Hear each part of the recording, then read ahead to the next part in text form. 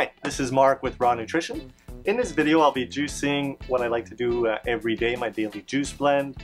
I'll be using the Slowstar juicer. This is a unique juicer with the dual blade auger I should say.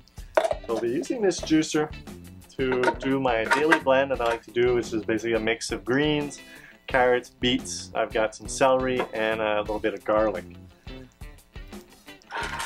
So the Slowstar is currently the slowest upright masticating juicer available. Because of the dual auger, sometimes you'll find you'll have to use the pusher a little more than you would with another upright juicer like the Omega 400 or Huron juicer, just because that reduces the amount of capacity it has to pull things down.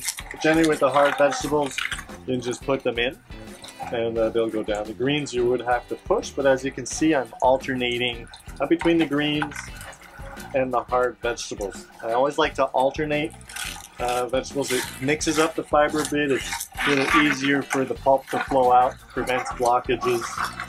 Not that I've ever experienced a blockage, because I kind of always mix, or if I'm going to use a single fiber like lots of leafy greens, cut them up a little bit so the fibers can't form bundles of wrapped around each other and then basically creating a blockage in that outlet. All the pulp has to flow through bottom of the screen and then go out at a 90-degree angle, so you can experience that. Go ahead and pop in my garlic clove. This juice is real easy to use. The Slowstar includes a screen, which I like to use especially when juicing beets. I find these juicers leave a bit of pulp, and the beet pulp that is left is a little pieces are kind of jagged, and you'll find they'll be kind of scratchy on your throat. Beets are some of the hardest vegetables to juice, like as far as they are hard. So you don't want to overfeed or like put in too many beetroot pieces at a time. Let the juicer process one before adding more. Otherwise you'll spend your time stopping, going reverse and forward. And I find that a little annoying, so I've learned to do as the name of the juicer is, slow juicing. Take it easy and put things in slowly. Now when you do sometimes have to push in, especially because of that dual auger, you want to make sure you put too much, sometimes it just won't get caught up into the auger. The dual auger does help juice greens more efficiently, as it does cut them up as they're going in.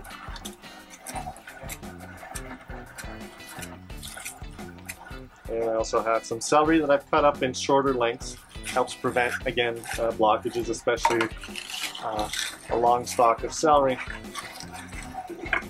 That long fiber could block all of the dual auger. The dual blade auger should prevent that by cutting up in smaller pieces, and the fiber won't get all wrapped up.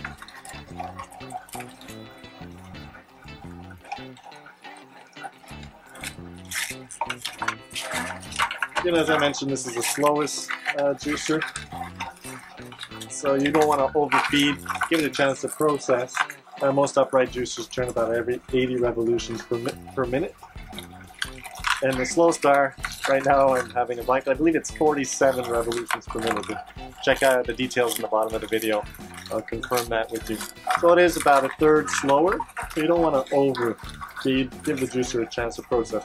The reason they're getting slower, these upright juicers are making them slow and slower, but the longer time you have your produce in there as it's turning and getting crushed, you're going to get more juice out. A fast turning juicer, you're obviously going to get less juice, there's less contact, less time being spent in the auger and crushing screen area. I'm finishing off with some large pieces of beets. So I'll just put one in, I'll wait for the juicer to process it before adding more. Again, just listening to the juicer, listening to the crushing of the vegetables before adding more. Again, I've not had to stop once.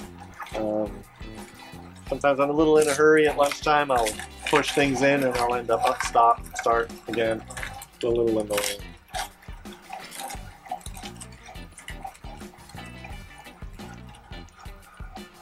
there you have it. So we can go back and forward to help clear out any agar, any pulp lodged around the agar. I've had a few requests to show what that looks like once I'm done juicing. So I'll go ahead and open up the juicer. Just a little bit of pulp here at the top. Actually, I've got a beet, so I hadn't quite finished my juice. So let me go ahead and the beet was just kind of stuck at the top here. I probably won't be able to close it because I've lifted up, so something to watch for. This beet looks like it was just floating around the top and wasn't getting juiced. And once you've opened it up, and it's really hard to put everything back in because the pulp is in there. Now I'm also having a little bit of trouble getting my agar out. There we go. So you will have that little bit of pressure build up, and you'll always have some pulp, which is really unavoidable, that'll stay around the agar. And in the screen, same thing. A little bit of pulp left around the screen that the juicer just doesn't get to. Considering the amount of pulp that came out, this is not very much. I always like to finish with harder things like beets and carrots. I find they carry through the fiber through the juicer a lot better. So you're going to be, if you put leaves, and then it'll just stay all wrapped up around the agar when you're finishing with green leaves. Like here I was using collard greens. So I've filtered our juice. And I'll go ahead and put that over here. And as I said, this is a juice I like to do every day, just a blend like that. Sometimes I'll have more greens or more carrots or more beets. I like to change up the proportions a little bit. And there you have it. Beautiful juice. Let's give that a taste test.